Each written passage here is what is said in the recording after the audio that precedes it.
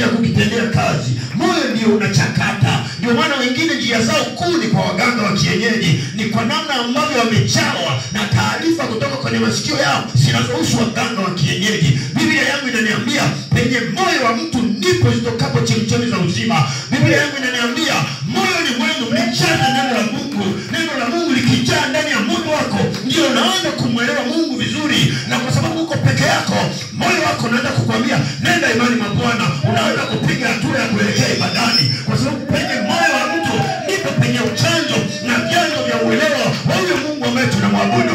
Sikiliza nikwambie, nikidili na maisha yako ya mwili na kutia shimoni, nahitaji kudili na maisha yako ya rohoni, kwa kuwa Mungu mwenyewe ni roho. Mungu mwenyewe ni roho. Biblia yangu inaniambia Mungu ni roho, na wote wanaomwabudu inawapasa kumwabudu katika roho na kweli. Hatumwabudu Mungu kwa njia ya mafuta ya upako, no. Hatumwabudu Mungu kwa njia ya tungi ya upako, no. Hatumwabudu Mungu kwa njia ya maji ya upako, no. Sikiliza nikwambia, Mungu ni roho, na wote wanaomwabudu inawapasa kumwabudu katika roho na kweli. Sema amina kama unanielewa. Ndio maana Yesu alikutana na yule mama kisimani. Yule mama akakosea. Mwambie jirani yako akakosea. Akamwambia hivi, sisi na wazee wetu tunamwabudu Mungu katika milima ile. That's a resource. Ni vyanzo vya ibada zao.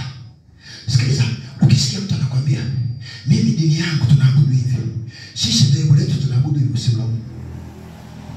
Ndivyo alivyofundishwa, ndio mapokeo aliyopokea.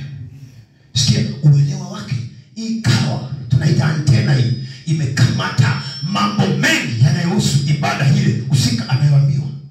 Lakini Yesu aliposikia yule mama anasema sisi tumezoea kumwabudu Mungu katika mlima ule, Yesu hakuongea maneno